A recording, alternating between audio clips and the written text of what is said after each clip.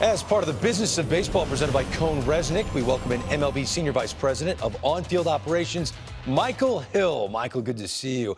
Can you tell us why Major League Baseball considers the inaugural MLB Draft Combine an investment in next-gen talent? It's definitely the most important decision in an organization's life cycle. You know, you think about the influx of talent and ability that you acquire through the draft.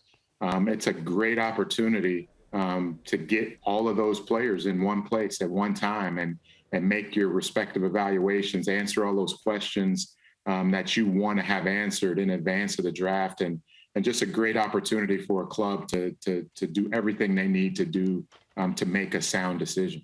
Hey, Mike, it's Harold here. You know what's unique about this for me is you now have the high school player on the same field as the college player. And for years, as you well know, putting together teams like you have, you're traveling all over the country and hoping your memory serves you best. How important is it to see them all together now?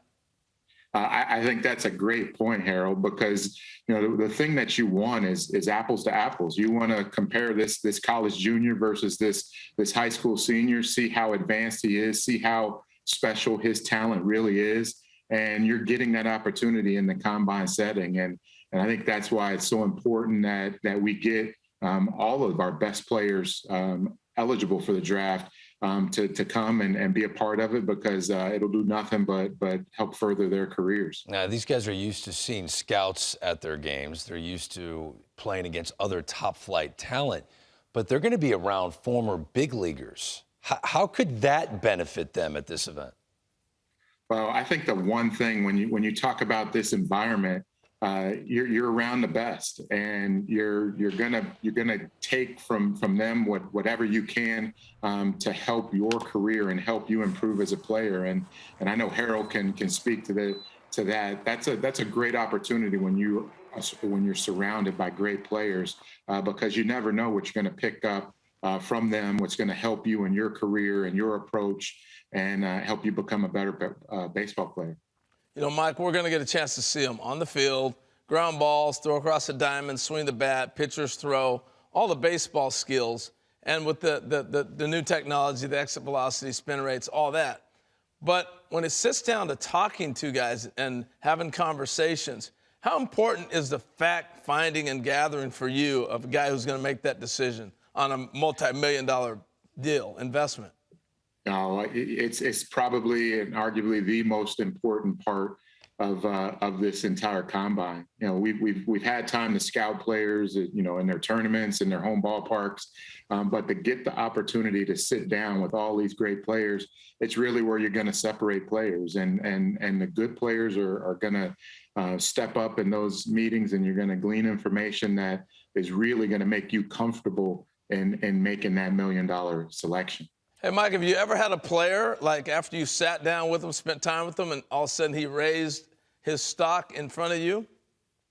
I think that's why I'm such a huge supporter of the Combine. I think most of the players that we've brought in when I was running a ball club, and we've had some top picks, but when you're talking about picking at the top of the draft, it's that makeup that is the separator. And when you get that opportunity to speak with them and get a feel how they tick and how they compete in certain situations, I think that's what gives you comfort as the ultimate decision maker to pull their name. We saw JT Realmuto on there, and I've known you a long time. You were telling me this story. Tell everybody about JT Realmuto and how his draft changed.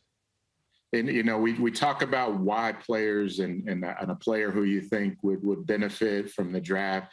You know, we took JT Realmuto in the third round back in 2010, and he was a high school shortstop. And we all know he's an all-star Gold Glove catcher, but he was a high school shortstop, and he caught one game in high school, and we were in the ballpark that particular day.